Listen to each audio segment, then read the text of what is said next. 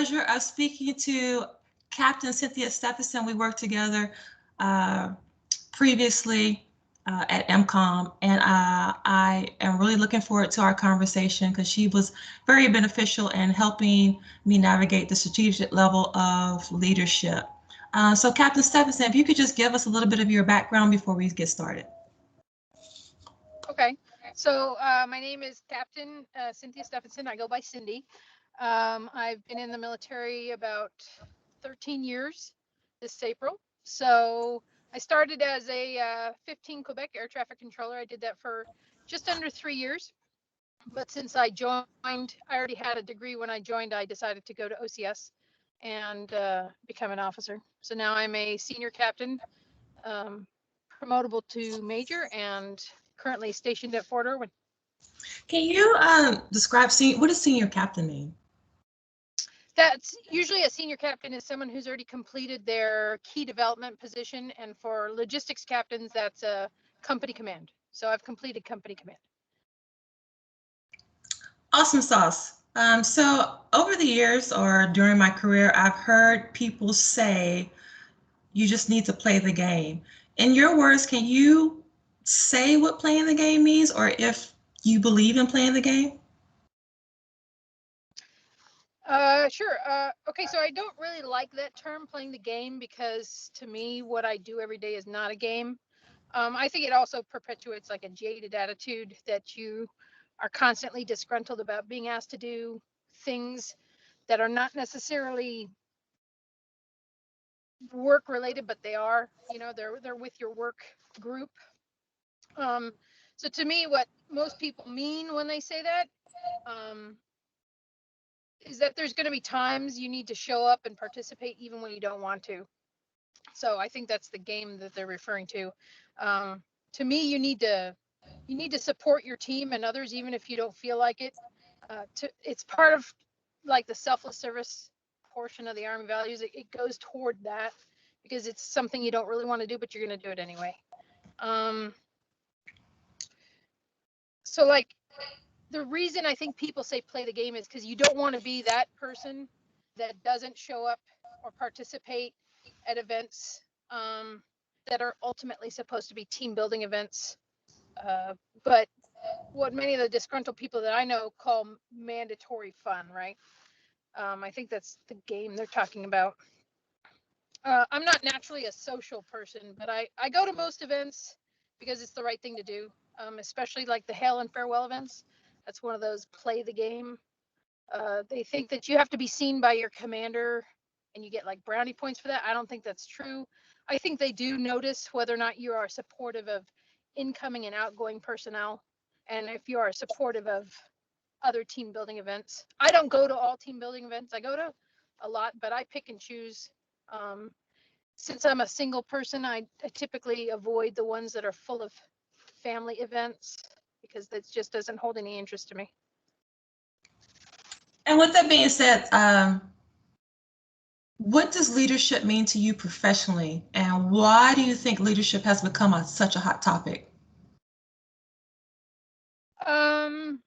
To me, leadership means like being willing to take responsibility for others and for situations and events. It also means like a willingness to make decisions for the good of the whole, and also to accept the consequences that come with those decisions, right? It doesn't have much to do with authority, in my opinion. I think it has more to do with influencing others. I usually kind of advise my subordinate officers to ask themselves, can others turn to you for guidance and direction, sort of thing, or do others want to do things the way you do them, or do your actions create loyalty amongst the team? That to me is leadership. And I think it's a hot topic because people are put in positions of leadership based on rank, especially obviously in the Army, but based on rank and seniority necessary instead of like based on experience or work performance or their ability to make ethical decisions or their ability to influence others or maybe even their maturity. Those are things that matter to me in a leader. I think those like qualities like that have more value when deciding who should lead. And there are people, at every rank that absolutely have the right qualities to lead, but there are also people at every rank that have not yet developed the necessary characteristics to lead others successfully. Um, for Let me give you an example. Just about every captain who hasn't done something illegal, immoral, or unethical gets offered a company command. But I will tell you with certainty that there have been many captains I've worked with that should not be company commanders, right? Um, for like one reason or another, and typically it's because they don't have the people skills. I feel they don't have the people skills to take care of others and to get others to follow them. um you need specific skills to so that you don't negatively affect like soldiers' lives just with your poor decision making. So, as a company commander, what type of qualities, what type of relationship is required to have a good, strong command team to be able to influence soldiers to do the right thing at all times? I think you have to I think you have to always keep your bearing in front of your soldiers, first of all, both you and your first sergeant.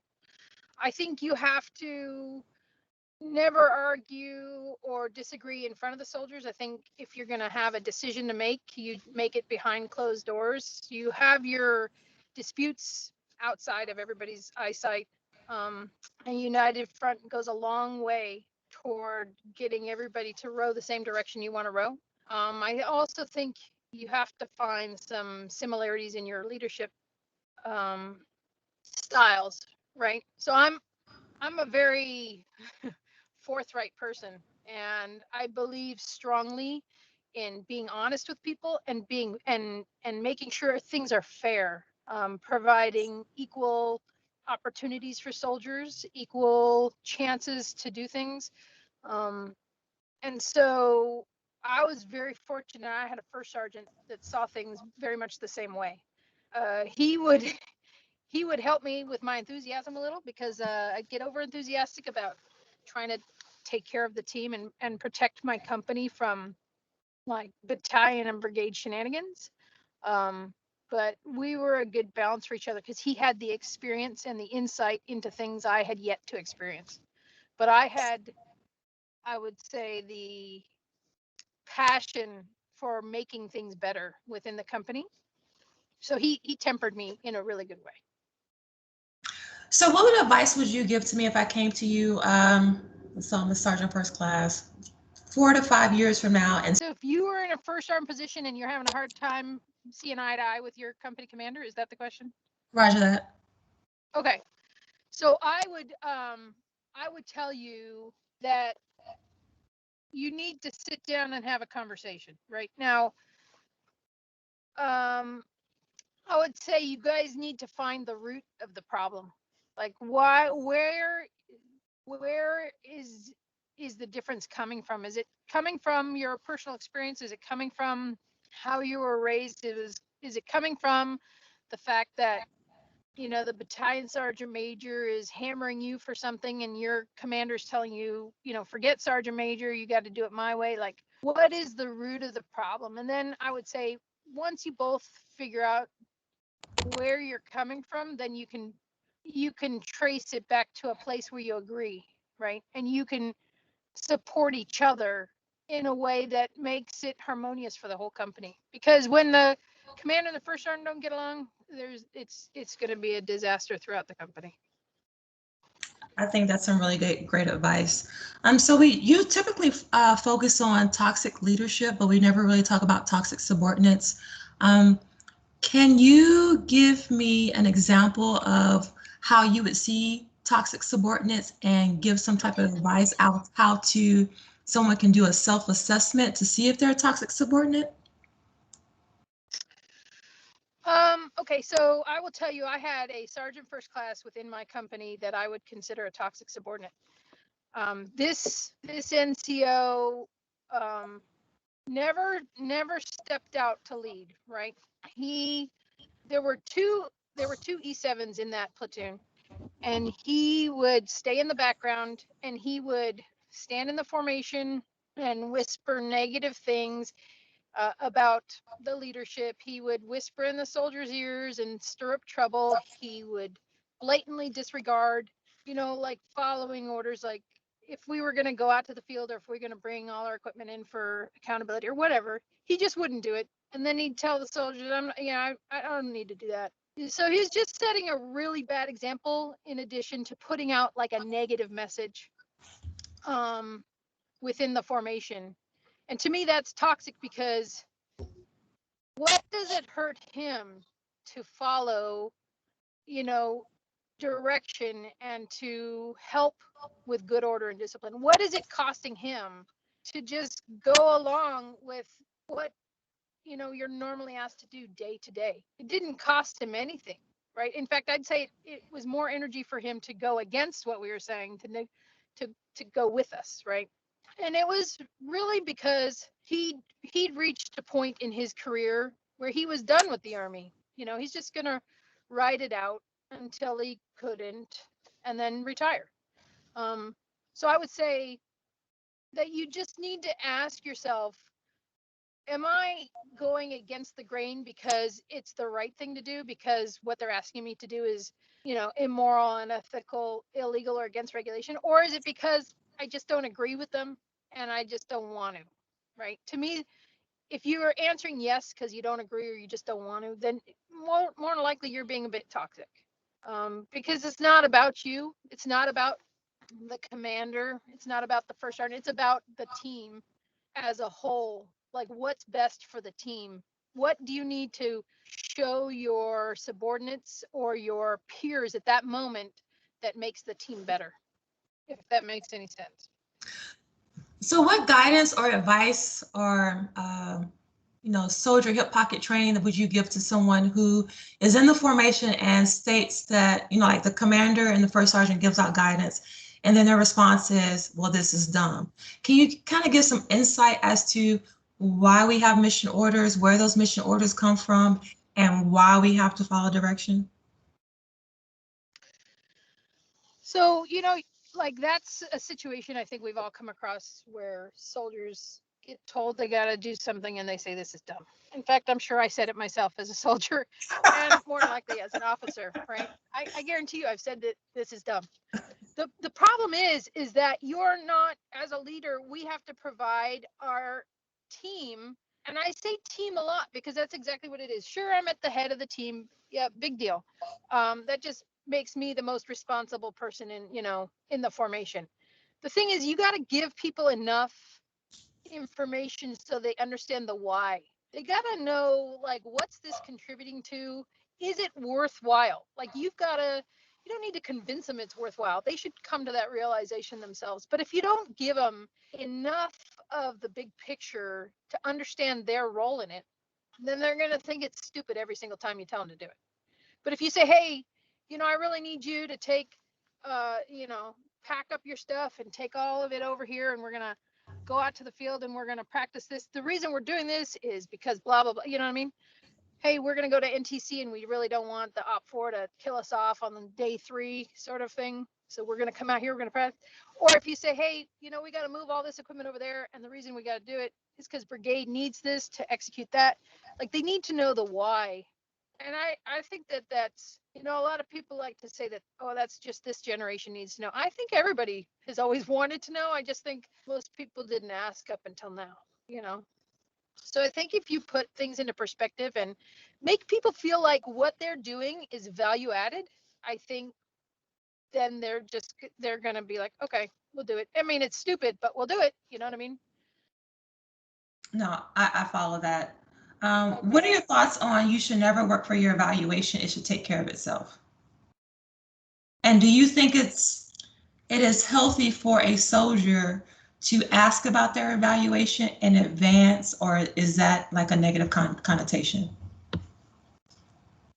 No, I think so. I think that the bulk of the responsibility is on the raider and partially on the senior raider. I think that the rated soldier's responsibility is to keep track of what you've done, right? because your rater's also keeping track of what they've done. So I think it's, as you as the rated soldier need to accurately track things you've done and give your rater a good solid support form. But what as far as like working for your evaluation, okay, so I think that that phrase "never work for your evaluation," I think that's inaccurate, because quite frankly, we all work for our annual evaluation, truly, because we want what we've done to reflect accurately on that piece of paper that everybody looks at when it comes time for promotion. Because everybody up there at HRC, they don't know me. They only know what's on that piece of paper. So I want that piece of paper to reflect accurately what I've done. So I would say that what you should, instead of saying don't work for your evaluation, I think you should say we shouldn't, what we shouldn't do is perform a certain way or create work for others just to fill an evaluation. You know what I mean? That I think would be more accurate in what people are getting after. Because if you commit to making your unit or your team better in any aspect, then you'll have plenty of things to talk about in your support form. And in your experience as a senior rater, have you ever disagreed with an evaluation, and if so, why? As a senior rater, no, I have not. I've not disagreed with my subordinates, and I'll tell you, I think the reason for that is because we've discussed that rated soldier enough times, and worked toward improving the deficiencies that we've observed, that we're on the same page by the time that evaluation comes around. It's not going to be a surprise to me. I've been fortunate enough that I haven't had to senior rate too many people, right? Mostly as a company commander, I senior rated, but I knew that NCO. I knew them on a day-to-day basis. And any issues the rater had that needed to, that he or she couldn't resolve, usually they brought them to me and we could talk it out. And the rated soldier, as their senior rater, they're always welcome to come to me, and they often did, if they didn't see eye to eye with their rater. So I already knew the situations. But to be honest, you're not going to find too many let's be real here. You're not going to find too many lieutenants that are going to just slam their NCOs, because they don't have a lot of OER, NCOER experience, right? So they're going to be a little hesitant to go ahead and slam that NCO on an NCOER. Throughout your career, what would you say would be some common pitfalls soldiers make or fall into when navigating their career?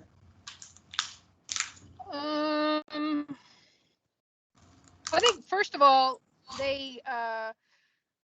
I think they want to fit in so bad that they adopt some of the bad habits of the soldiers that have been in the unit for many years, right? So we talk about shamming a lot. You got a soldier, usually new soldiers that get to you, they're very enthusiastic. They want to be in the military. They want to do their job. And then they start feeling the atmosphere around them from their peers, especially the salty ones that have been in the unit for many years and haven't promoted or haven't moved on. So they're going to be the most vocal. So I think soldiers develop more sham habits than they should or they could, but at the same time, I think that also falls on the leadership, right? There's no one place you can point your finger in these situations and say, there's your problem, right? Because those soldiers probably wouldn't listen to that negatively speaking peer if the leadership would say, hey, okay, so we're starting the work day at this time. Here's your list of things I want you to get done today before you go home. And when you're done, check in with me, tell me they got done, and go home. Instead, there's so much ambiguity in the workday for the soldier that I think that it's like a enthusiasm crusher. So the enthusiasm they've come to you with, go ahead. Do you think the ambiguity has been self-taught, or is that part of the Army norm? Because there's a lot of. So I think that it's they've failed to improve on their ability to communicate, right? They're giving limited information. They're not organized enough. And they think that what they have to do is more important than what their soldiers have to do, which upon occasion, that's true. Like the necessity for, what I have to do might outweigh what my soldier has to do. However, that doesn't negate the fact that they still need to be given direction, right? I still need to make sure that they know what's required of them today. I don't want them to show up and then wander around the motor pool because they haven't been told yet what to do. Everybody at every rank likes to know what they got to get done today because they like these they like the structure of it, right? They like to know, okay, I got to be here by this time and I got to get this done and then I got to go home. And this isn't something that I learned in the Army, right? So because I joined late, I didn't join till I was 34. I already had work habits that were not related to the military, right? So I worked as a legal secretary in a law firm. And I knew, I look at my shelf of things I had to do, the attorney bring me a file that has work for me to do on it. He put it on my shelf. I'd look at my shelf and say, okay, how old are these items? How many do I want to knock out today before I go home? Because I got to stay current. That's on me to decide my own schedule. Now, soldiers don't get to decide their own schedule, unfortunately. I think that if they knew what needed to get done, instead of it always being a mystery to them, like, hey, this has to get done, I think they'd probably take more initiative. But because they're constantly left waiting to be told, they lose their enthusiasm to work, right? So with And I that think being it's the said, leadership's fault, right? The leadership's fault because they don't communicate. Hey, here's what has to get done today. It doesn't take a lot of time to sit down, jot it down, hand it to your first sergeant or hand it to your platoon sergeant and say, hey, this is what the soldiers got to get done today before they go home. That's all it takes. when finding yourself in a situation where you don't agree with the direction of the group or the organization. So I laugh because you know me, right? Yes. So that happens a lot because I'm an opinionated person, right? Yes. I would say fortunately I'm mature enough to know that I'm not always going to get my way, right? Thank God I've come to this realization already because I'd be suffering a lot of heartache if I hadn't. So I would say so long as what the group wants to do is not immoral, unethical, illegal, or against regulation, I'll probably row the same direction. But I say probably because it depends on, how much I think I can influence the group to my way of thinking. If I have no chance, I'm gonna row. But if I think I have a chance, I'm gonna try and sway them to what I want to do. So what advice would you give Answer to your someone question? who doesn't have that personal courage to be able to articulate in a candid and tactful way that they don't agree? Well, I would say you got two choices: either get used to rowing, or get better at speaking your mind in a respectful, professional way. Practice. You just got to practice on your friends.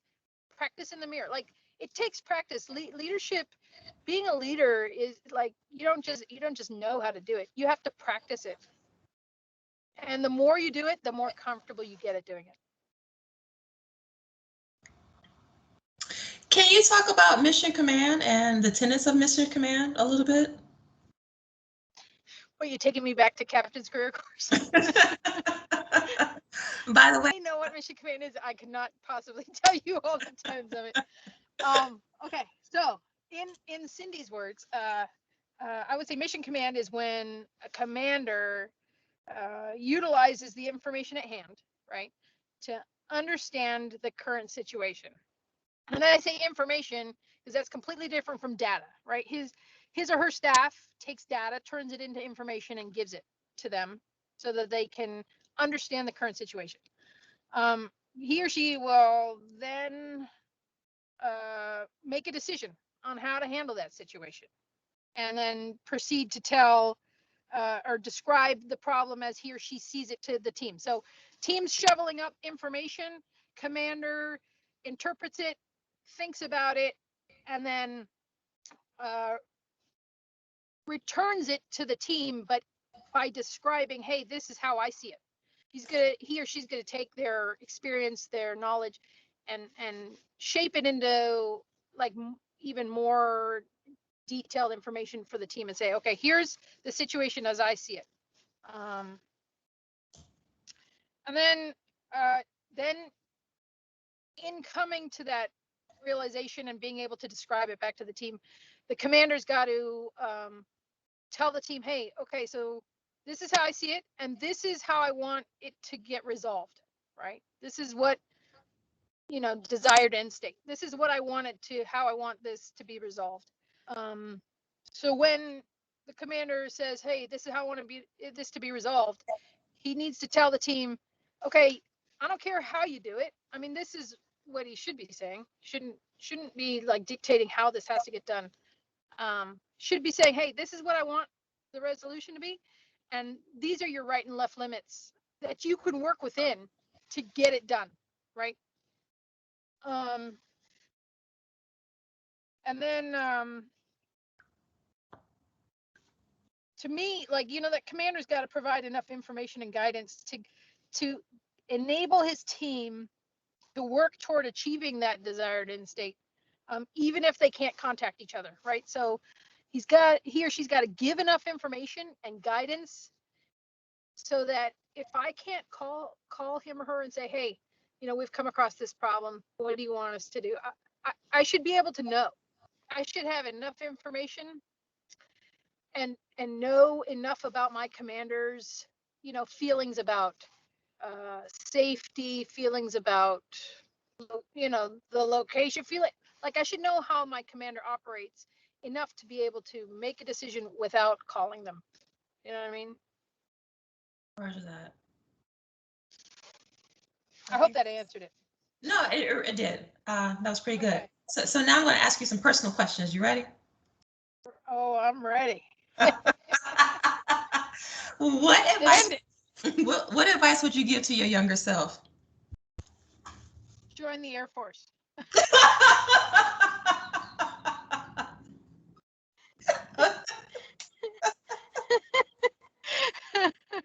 That's funny because I took the PT test this morning. Oh my gosh! But anyways, right? Do some crunches in a 1.5 mile run and call it a day. Yeah, that's what I'd tell myself here. What is your greatest professional regret? Probably not joining sooner. Right? Because so I'm realizing, like people like to say, oh, this is a young man's game. Well, it's not that. It's just that, you're going to age. Yeah. And from what I've experienced, the Army keeps changing the standard. Right? Yes. So they keep trying to make this harder for everybody. They keep saying, oh, you got to sit at captain longer. You got to be a major longer. You got to do a harder PT test. And it's like, yeah, well, I'm not getting any younger. So like, I mean, how many years do you think I got in me? So I would say I probably should have joined sooner. What advice would you give to yourself as a brand new captain looking back? As a brand new captain, probably tell myself not to be so hard on my peers. I'm not very nice to my peers. I gotta be honest. You know me. You've known me enough to know I'm not gonna pull my punches. Right? I think that most of that comes from the fact that where I am in my life, I don't have time to dilly-dally or to dance around a subject with you. I'm gonna just tell it to you. If you're screwing up, I'm gonna tell you you're screwing up, and then we'll move on. Right? Why do you think we spend so much time being offended in the Army instead of just allowing someone to give it to us like it is? I think people are afraid of honesty. I think they are afraid to hear the honest truth that they don't measure up, right? And so we're always trying to protect people's feelings, instead of, and I think typically this is more of a female thing. I got to be honest. It's more of a female thing, and it's more of a, like, males don't know how to deal with females. I can't get a male soldier, a male officer to correct a female's hair. if it's out of rec. I can't get them to do that to save my life. But I will tell you, people don't have thick enough skin. Like, they can't hear critique or criticism. They just don't want to hear it. And I think that other people aren't really good at giving it, right? So I think it's a skill on both sides, the receiving and the giving end, that you have to be able to give criticism at the right time and in the right manner so that people can receive it, process it, and move on. What's your current mantra right now? Or do you have one? Lead how you want to be led. That's always been, ever since I became an officer. Lead how you want to be led. I think that's really good advice. And I know we have to wrap it up because you got to take your COVID test. Lucky me. You mean my current brain probe? Because I don't know why the Army does it differently than everybody else in the civilian world, but I get brain probed by the Army. Okay, so my last question, it would be, what has been your greatest lesson over the past decade? Greatest lesson Or over the last decade. What advice could Okay. you? Yes. Okay, I think both questions, I think I could answer that. Okay. And this might sound a little jaded, but I think this is the honest truth, that nobody cares about your life or your career or your dreams or what you want to do more than you do. Nobody cares. I agree with that. Which means that you're the only one that can make things happen for yourself. So if you want to get a degree, well, guess what? Take yourself to the education center and start looking into it. If you want to have a career after the Army, well, start gathering up some technical certificates now. But don't expect people to be like, hey, I got this great opportunity, I want to give it to you, because that typically doesn't happen. People are busy running their own lives. So just be proactive in what you want out of life. But remember, don't step on others to get there, because that's just rude. I almost cussed. But that's just rude. Like, it's just not the way to get there. Yeah, it is. And your greatest life lesson? Greatest life lesson? In the past. Oh, well, that's, yeah.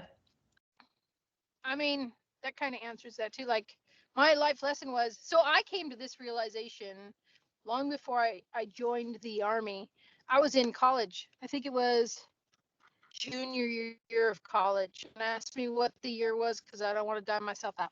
Anyway, I came to the realization that, like, things aren't just going to come to me. Opportunities aren't just going to come to me. I'm not going to be sitting there and all of a sudden, oh my gosh, this great thing came. No, I had to go find it, grab it, and make it mine, right? If I wanted to accomplish it or do it or experience it, I had to go make it happen for myself. And I truly believe if you put your mind to something, you are going to get it. Like, you're going to create situations for yourself where you achieve your goals, you achieve your dreams, and you make your life better for yourself. Well, this was an awesome experience and a great way to end my Friday afternoon. I want to thank you for being very supportive and taking time out of your schedule to have a conversation with me. It is greatly appreciated. Yeah, I'm always here